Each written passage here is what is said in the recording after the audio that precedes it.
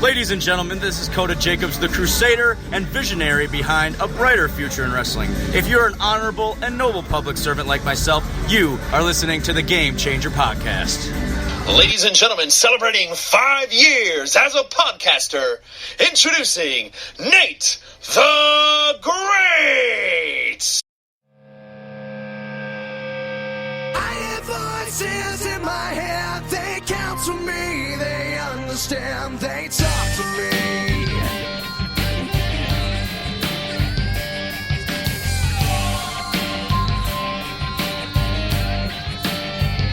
You got your rules and your religion, all designed to keep you safe. But when rules start getting broken, you start questioning your faith. Is it weird that I literally just did an RKO on the bed that I'm at right now?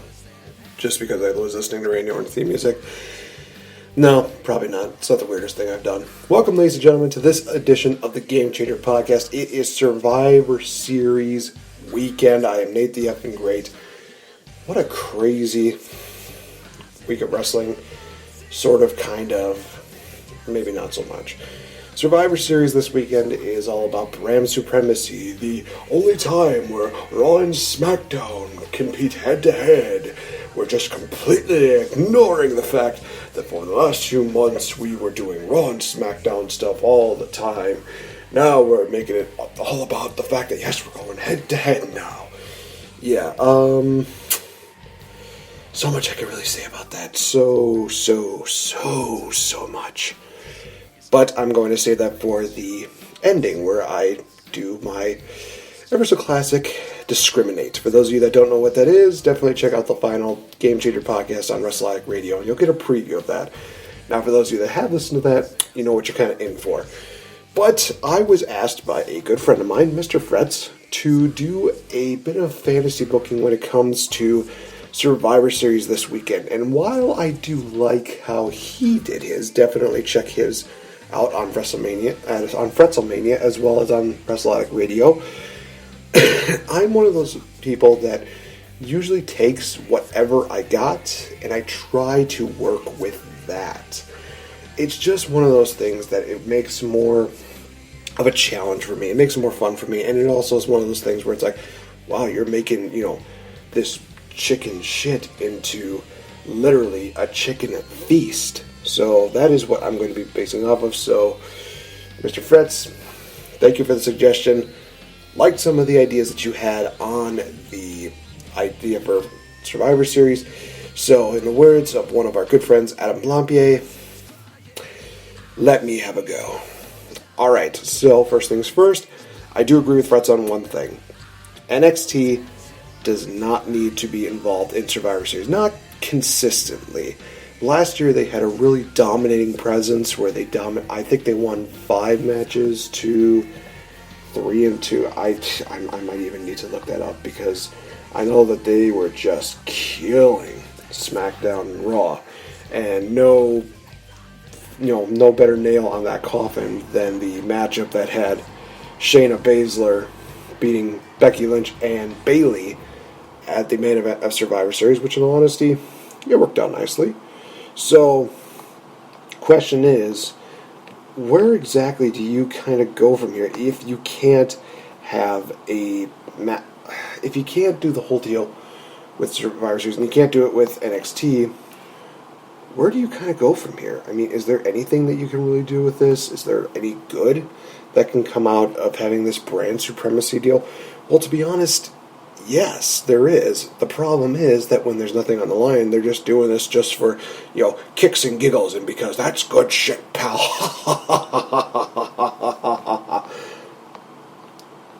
No, it's not one of those things. I mean, I look at the card itself, and I could still work with what I got here, but a dual brand battle royal? Why? Why do we need a battle royal?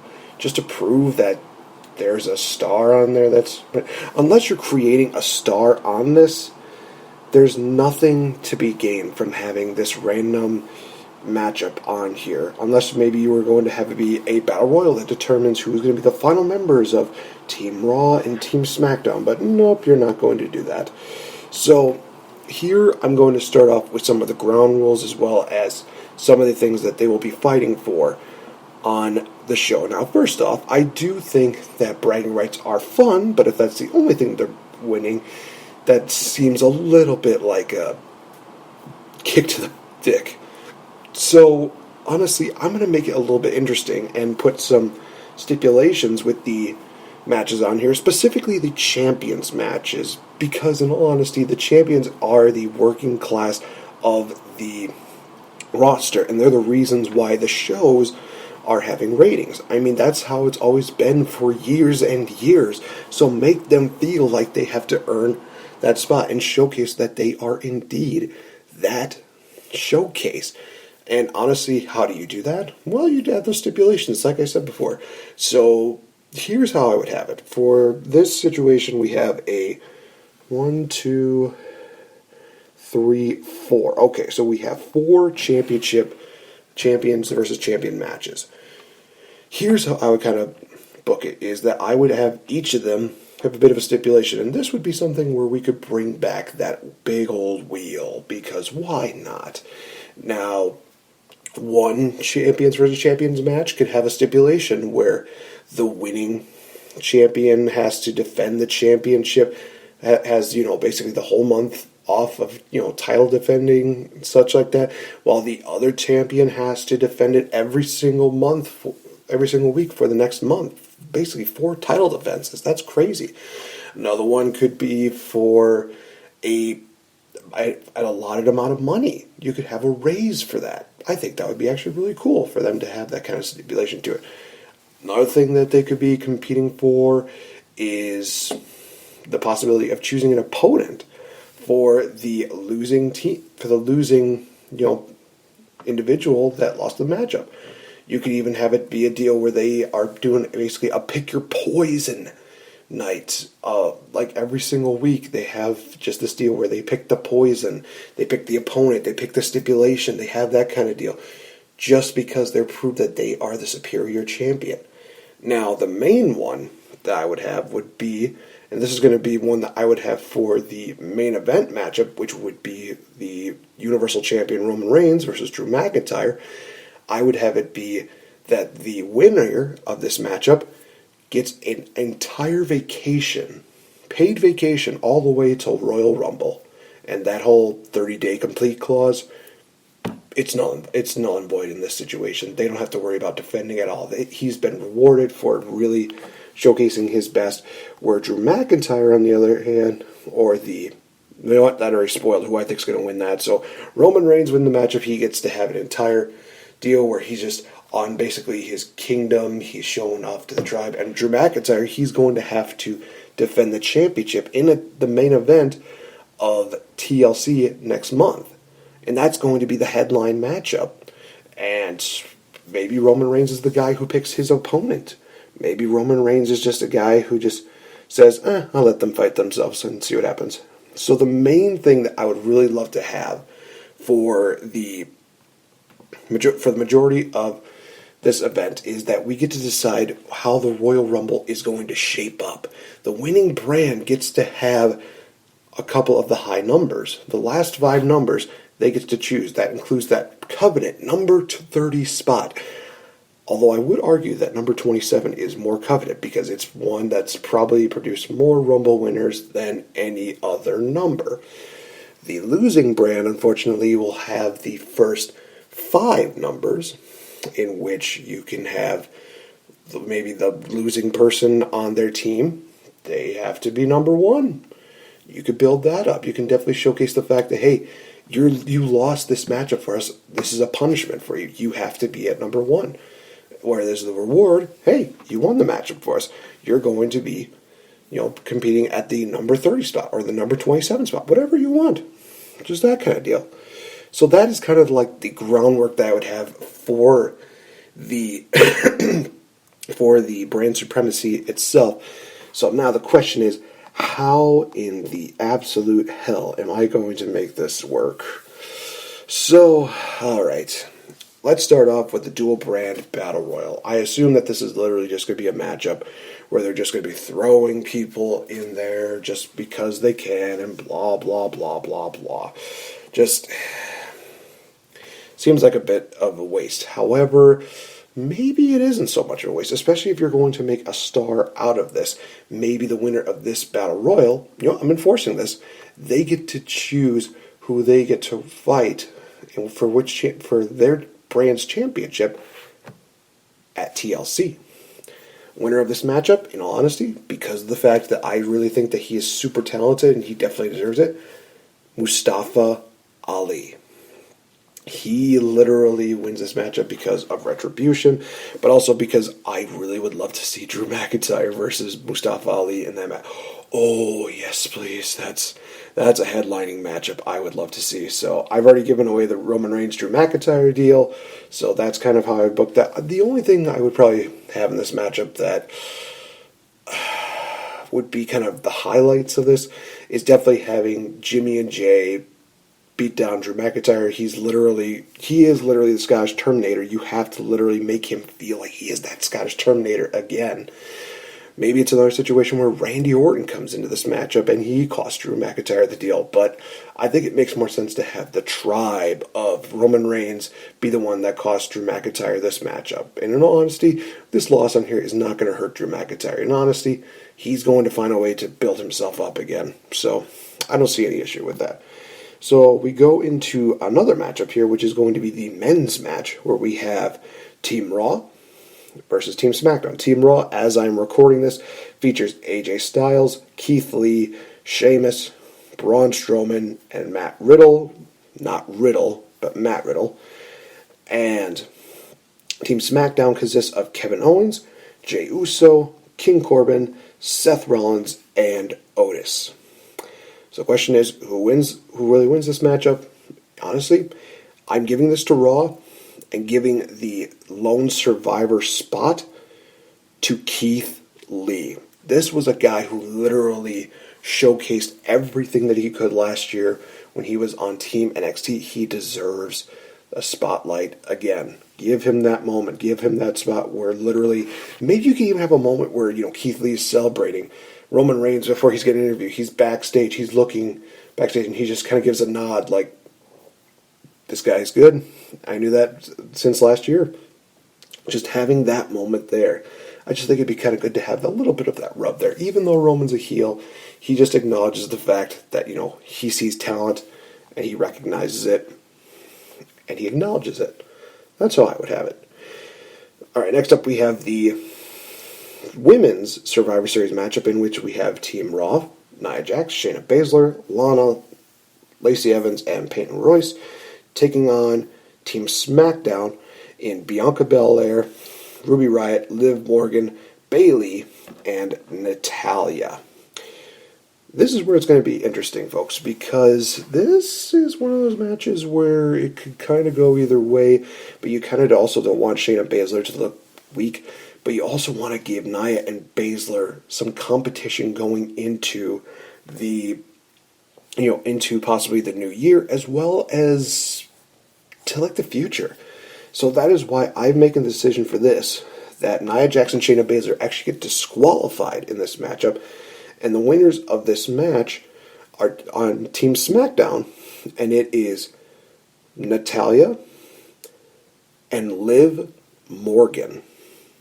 Liv Morgan, I have been a fan of for quite a while. She is definitely vastly, vastly underrated, ladies and gentlemen. She definitely deserves to be put on a huge program, and in all honesty, that's what's going to be happening. So I'm going to kind of review some of the stipulations when it comes to the Raw and SmackDown, Survivor Series matches. With Keith Lee winning, he's rewarded with a United States Championship matchup against Bobby Lashley. As far as the SmackDown side of it, we have Liv Morgan challenging for the SmackDown Women's Championship at TLC, because why not? And we actually have Natalya choosing to go after the Women's Tag Team Championships, and we get a surprise return of one Beth Phoenix. Now, this is something that I would have, ladies and gentlemen, go from TLC all the way till WrestleMania. If you have to mix in some teams in there, great. But realize that the main focus on that tag team title situation going into WrestleMania is going to be between, Jax, Baszler versus the Divas of Doom. With the Divas of Doom winning the titles at WrestleMania. Build up that story. Build up that moment. Because I really think that Beth Phoenix and Natalya deserve a WrestleMania moment. And that would be the best time to have them win. And to be honest, Shayna and Nia, they had a pretty good run. Actually, it wasn't really that good. It was kind of forgettable, to be fair. They have their run. Nia goes off maybe to SmackDown, whereas the Shayna stays on Raw and competes against Asuka, because I think that would be really awesome. I really do think that Asuka could probably hold that title all the way to WrestleMania, even past Mania, and then drop it to Shayna. I really think that Asuka is a match quality machine. She deserves to have that title for quite a while. So now the question is, what does that mean for the other two champion versus, well, actually three, I'm sorry, the other three champion versus champion matches? Well, if you kind of heard what I was saying about the Survivor Series matchups, you probably figured out what I have in mind. So we have Bobby Lashley versus Sami Zayn, a matchup that, to be fair, should be good. Let's not harp on the Money in the Bank matchup. That was just sad. And in this matchup, I would literally have Sami Zayn win, because he is on such an awesome track with everything that he's doing as a heel. He is one of the best Intercontinental champions ever. I truly mean that. So have Sami win, despite the Punishment Crew or the Beatdown Clan, the Hurt Business, being at ringside. Sami Zayn picks up the victory, and some people are like, "No, you're going to bury Lashley." Lashley's not going to get buried. He's going to be going into a program with Keith Lee, and oh, is that going to be such a good program? That will make that title, top notch. So we go into the champion versus champion matchup between Asuka and Sasha. Another great matchup that I truly believe will be just magical. I mean, they've had a match on pay-per-view, but they also had a matchup on Raw. I'm not talking about this year. I'm talking about a couple of years ago, I believe it was, where Asuka was still undefeated, and they just had a really great matchup between the two of them. So I'm hoping they can recreate that magic again here. In this matchup, Asuka would, of course, be victorious. And honestly, I would slowly have her turn a little bit heel here, like she did in NXT. I just really think that it's time to really get that vindictive, just not so happy-go-lucky Asuka. Just bring out that machine that she is. And of course, like I said, with that, Sasha would be defending the title against Liv Morgan at TLC. Maybe we have ourselves a... You know what? I kind of like that idea. Have Liv Morgan versus Sasha Banks in a SmackDown Women's Championship ladder match. Because I think that those two could make some really good magic when it comes to that. I really do. Then we go on to the final matchup, which is the New Day taking on the Street Profits. So as it stands right now, we have... we had a Raw guy win the Battle Royal. We had the Raw team win the men's matchup, so there's two. We had the SmackDown side win the SmackDown deal. So, see, SmackDown Women's Division has won. Intercontinental Championship has won. The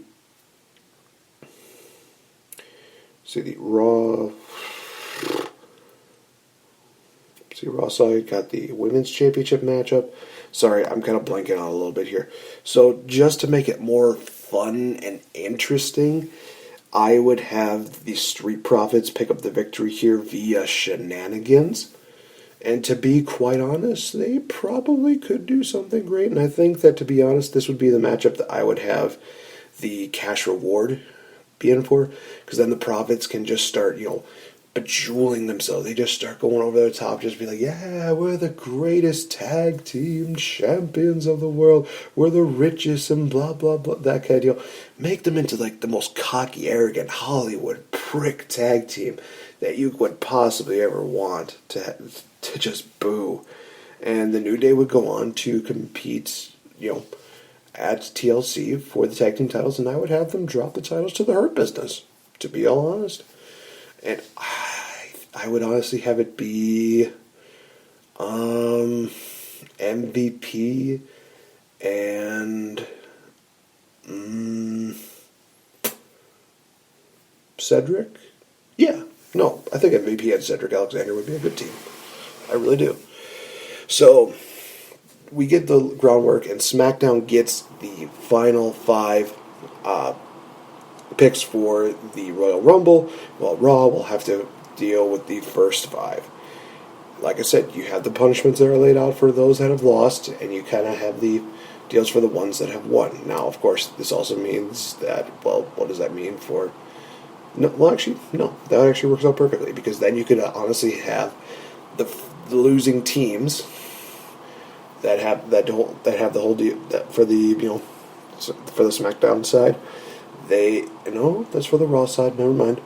You have the losing members. They're deciding amongst themselves who's going to be number 1, 2, 3, 4. You kind of build it up like that.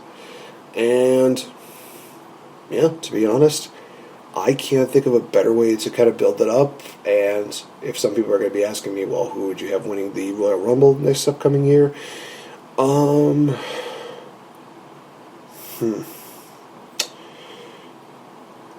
think we've had quite a few Raw individuals win it these last couple of years. You need to think about who is going to really be like beneficial to this. So I think I'm going to save that when we go closer to the Rumble, but that's how I would make Survivor Series, a more worthwhile pay-per-view. You throw out the benefits, you throw out the consequences, you kind of build up from that. Like I said, I already have so many matches built up for TLC. A tables, ladders, and chair match between Drew McIntyre and Mustafa Ali, because that would be amazing. A ladder matchup between Sasha Banks and Liv Morgan, because that would just be nice. You can have a tables match between the New Day and the Hurt Business, because let's face it, a chairs match is just going to be really, really dumb. You have a no disqualification matchup between Lashley and Keith Lee, which, to be honest, Lashley's going to win, because Keith Lee is still a bit of the young, up-and-coming star. But I think a really good performance with him and Lashley would really put him on the map. I just don't think it's time for Keith Lee to win the title just yet. You could probably build a program between the two of them and maybe have the title change at Royal Rumble. Trying to think if there was anything else that I was missing. No, honestly, it's a pretty stellar card going into TLC. Like I said, Roman Reigns, since he won the deal, he's going to have this, vacation. He's going to be training a little bit. He's going to be relaxed. He's going to be looking like a dominant force coming into Royal Rumble, facing off against... Question is, who's he fighting? As crazy as it sounds, I would have it be Roman versus Mysterio. There's a good chunk of storytelling between the two of them that Rey Mysterio thinks that he probably has one more run in him as the world champion, and Roman Reigns is literally just saying, your clan is falling apart, mine has been, has never been stronger. There's story right there. It's so good storytelling right there. So yeah, I would have Roman versus Mysterio for Royal Rumble. As far as who I'd have for WWE Championship at Royal Rumble, I would actually have the match be... I would actually have a rematch between Mustafa Ali and Drew McIntyre. I really think that there's still a little bit more business that you could do here, and this is also where I would have Miz cash in on Drew McIntyre and win the WWE Championship. I really think that this would be a good spot. And it kind of throws people for a little bit of a loop because now they're thinking, oh man, are we getting Miz main eventing WrestleMania again? It's just something that I think would be kind of cool. So that's kind of how I would have that. But other than that, yeah, no, that's how I would make Survivor Series great. So I'm just going to take a little bit of time just to prep myself because, oh boy, is this Discriminate going to be a good one. So stay tuned, guys. I'll be right back. Oh boy, that's just, I could choose to breathe, or I could choose to just be violent. I might just be violent.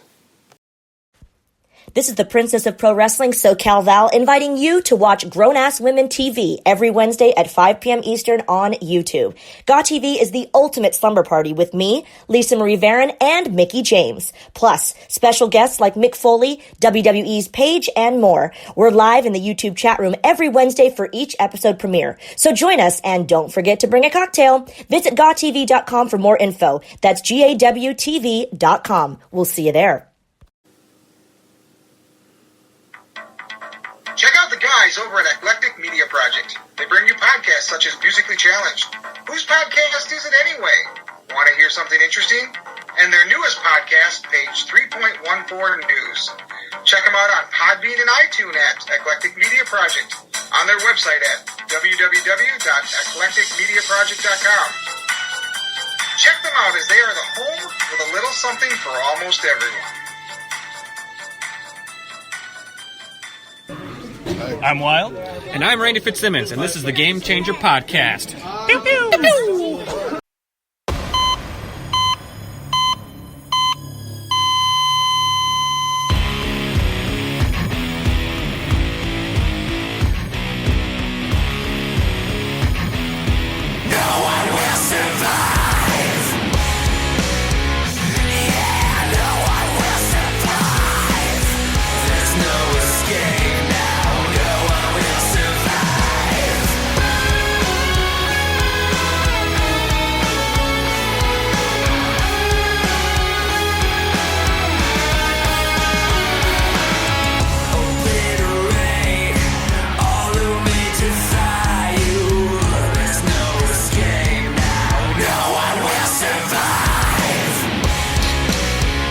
You know, this might just be my theme song from now on when it comes to Discriminate.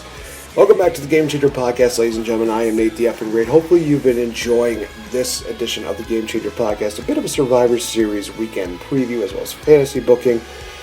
And to be honest, hopefully you're enjoying a lot of the other content that I've been putting out. I've definitely been putting out that new feature, which is, well, that was random, where I just talk about random stuff.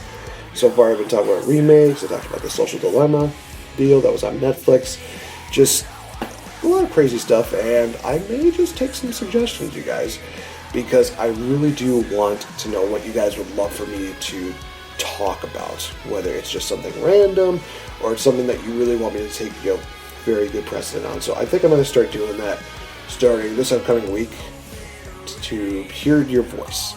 Let me know what you guys want to talk about on Well That Was Random, and I'll talk about it. Alright, so it's time for the second edition of Discriminate. Oh, let me just crack my neck a little bit and just crack my knuckles. Okay, so what exactly am I going to be discriminating against today? It is against one Vincent Kennedy McMahon. Now, I could have done piece by piece with this man. Talk about how he definitely is a bit of a, womanizer. The whole deal just makes me uncomfortable. I could talk about the fact that he's made a woman, get on her hand and knees and bark like a dog, strip in front of an entire audience. I could talk about how he literally has been just mistreating so many stars, how he is the reason why so many people are seemingly unhappy with everything that is going on with the deals with WWE nowadays. Just everything that is going on. You have to remember, it does go through Vince McMahon. you listen to so many of the different stories about Vince McMahon. It is just absolutely mind-numbingly shocking, as well as just so pathetically stupid. Some of these things that he was, it's just really, really dumb. Everything that he's been saying, everything that he's been doing. So let's just talk a little bit about some of the things that I am not a big fan of.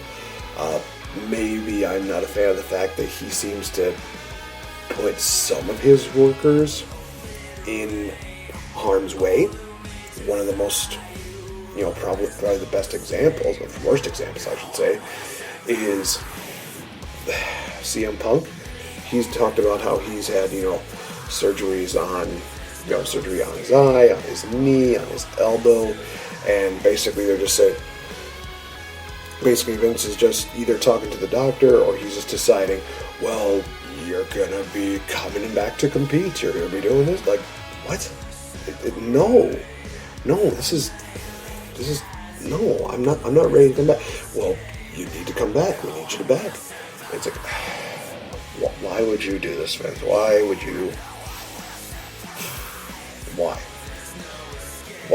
you put somebody in harm's way when it comes down to that? It's just, it really pisses me off.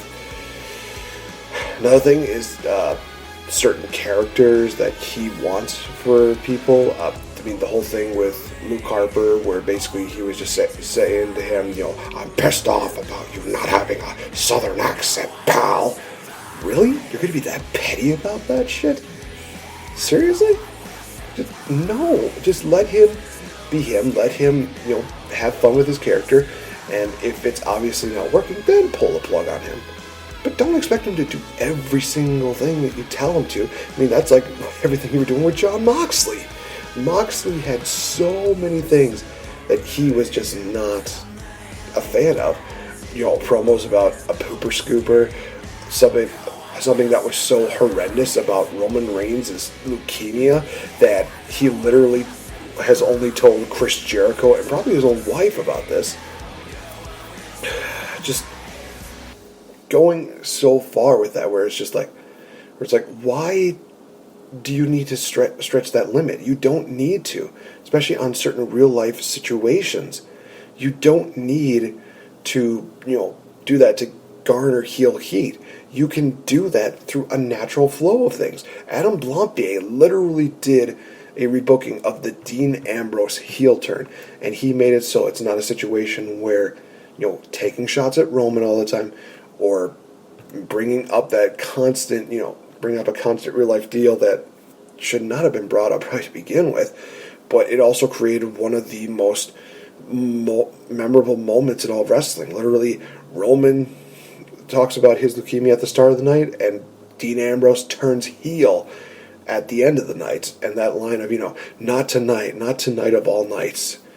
Just, that's where you create good stuff. But doing stuff like just telling them, Thuffer and Thuckatash, son, just, oh my gosh, that was just absolutely that's just cringeworthy, and that's also just, it pisses me off about that kind of stuff. Also, just because you think it's funny doesn't mean that everybody else is going to think that it's funny. The fact that you literally brought up the whole Katie Vick deal during Triple H's, remembrance deal, that literally is like, no. Nobody wants to relive that again. Nobody wants to relive the Reign of Terror by Triple H that involved the idea that the character of Kane had sex with a freaking dead girl. Nobody wanted to see that. Nobody asked for that. Nobody wanted that. And yet somehow it happened. That was just so stupid. They had the This Is Your Life with Bayley, although that was kind of more of a Triple H call, I think, so maybe I shouldn't really be too hard on Vince on that one.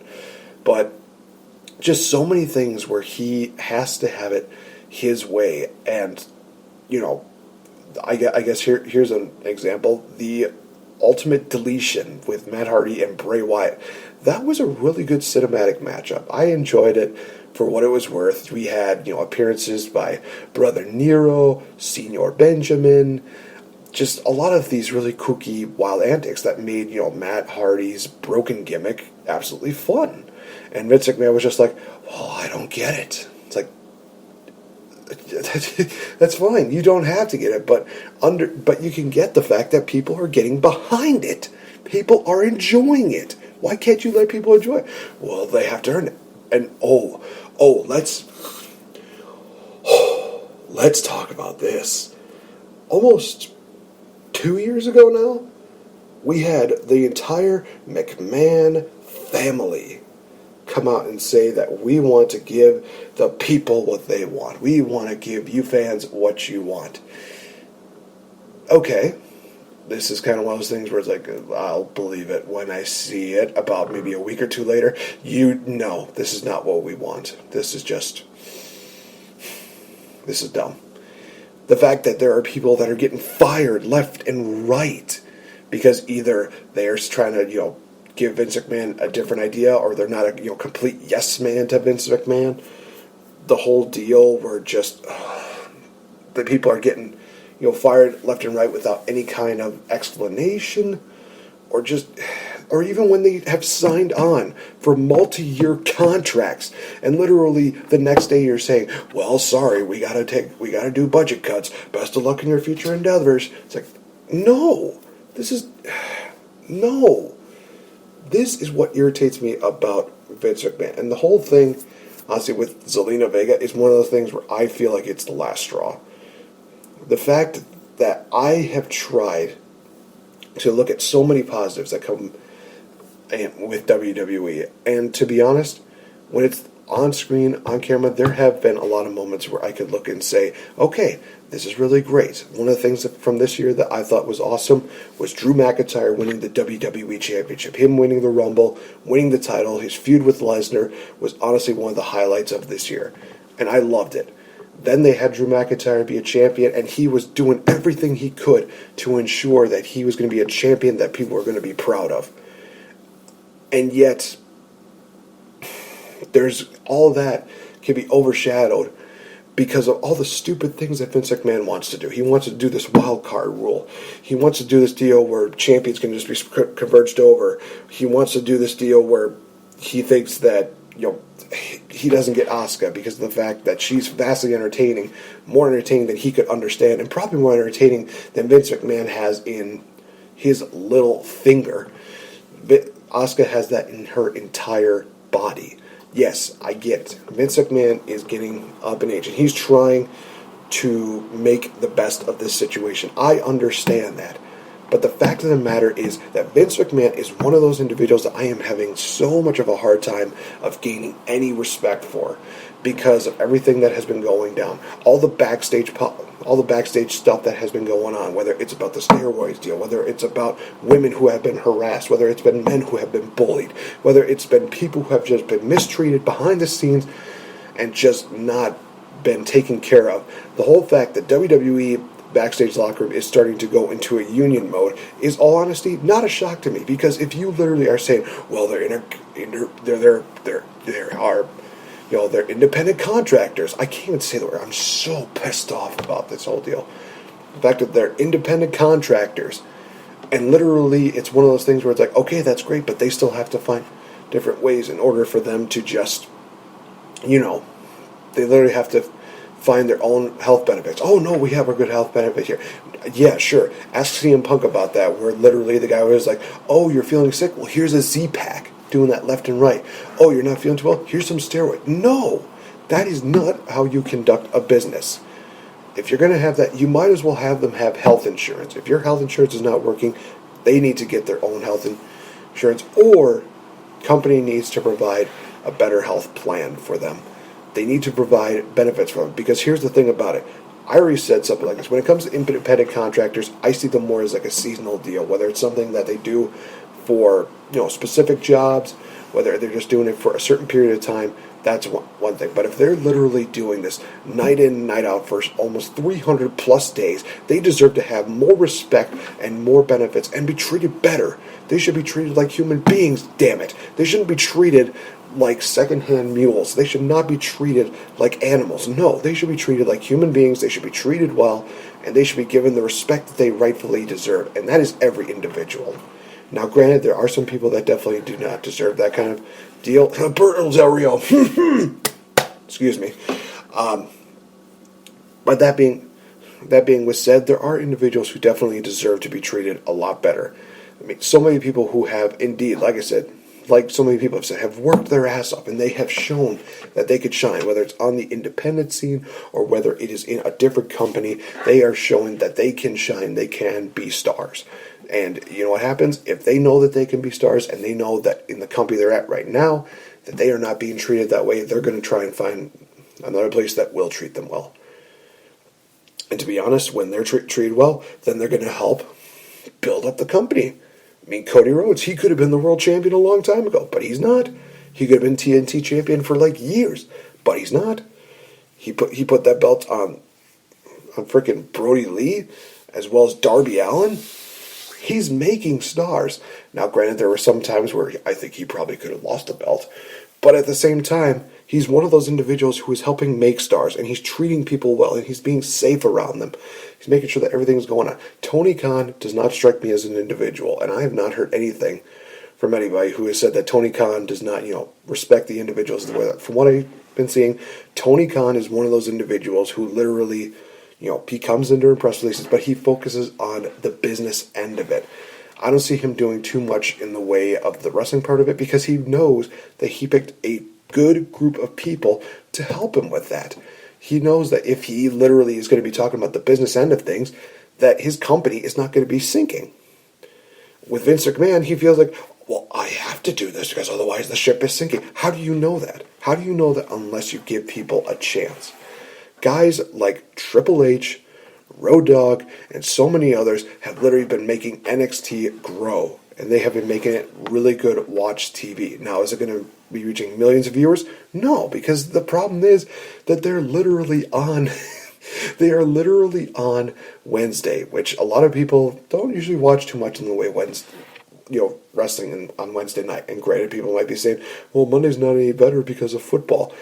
Sure, but there's always going to be competition, and you have to find a way to be the competition. You can't do a deal where you have competition and then you just give up and you just throw your head in like, let's just make this a throwaway show. No, you have to make it must-see TV every single night. You have to make it something that people are going to enjoy. Sure, some episodes can be lull episodes where they're just kind of like, we're just kind of not doing anything too different. But you still have to create that great TV. And if you don't do that, you are going to kill your company. And I will say this right now, Vince McMahon is the reason why WWE is falling right now. Even though so many people are going to be saying, no, he's been making a lot of money. Yeah, at the expense of others. He literally released 30-plus people who have been literally going hand in nail, working for the man, and definitely been super loyal to him. Guys like Mike Chioda, Tony Chimmel, Hurricane, Finley, along so many other names. And it's just absolutely just mind blows me that Vince McMahon is so blind in not realizing who the true people are there to help him, and the true people there are just going to be there to kiss his ass. It pisses me off just seeing that. Also, I'm going to say this right now, please fire Kevin Dunn. That guy is just such a piece of shit. I do not care if he is quote unquote the nicest guy in the world. Please fire him. He does not deserve to be there. So that has been my rant. That has been my discriminate.